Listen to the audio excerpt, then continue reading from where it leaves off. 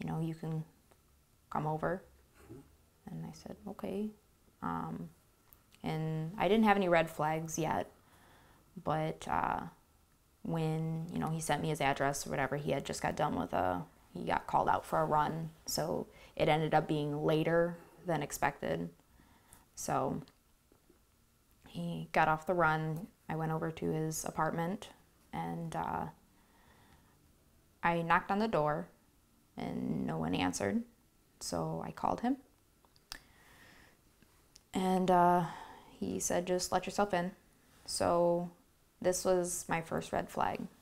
I opened the door, all the lights in the living room were off, and you could see straight from the living room to the back hallway where the bedroom, and I'm guessing the bathroom was.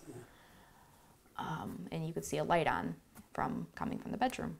And that was my first red flag. And, you know, I wish I would have listened to it, but you live and you learn. I went back, and he was laying in bed in his PJs, and another red flag. And at this point, I was getting very on edge. So, you know, he said, sit down. So I decided I didn't want to sit like right next to him in bed. Like, thought that was weird. So I kind of went to the foot of the bed and just kind of sat on the corner. And we talked for quite a while. It was probably about 4 hours we sat there and talked, and he even prayed with me, you know, because I do have a strong faith base. So he prayed with me, and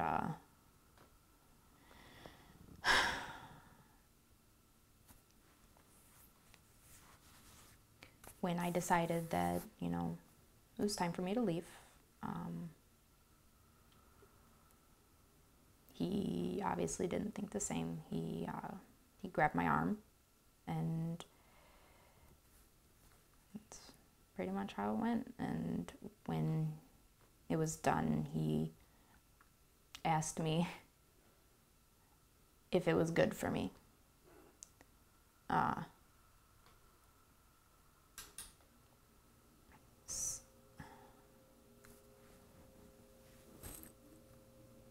So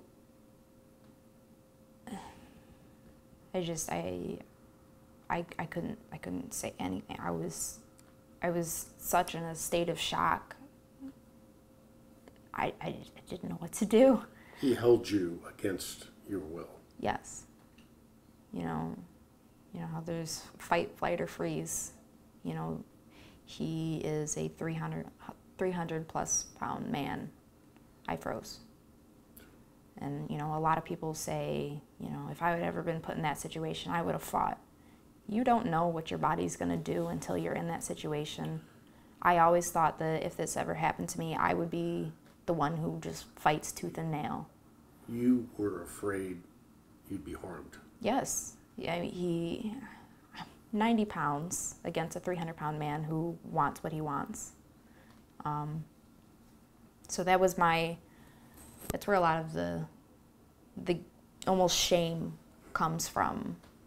Like, you know, you hear about rapes happening to people, and you hear the big gory details of how I fought and he beat me up and everything, but I fought my hardest, and I felt almost ashamed that I didn't. I was embarrassed. So, you know, I still struggle with those feelings.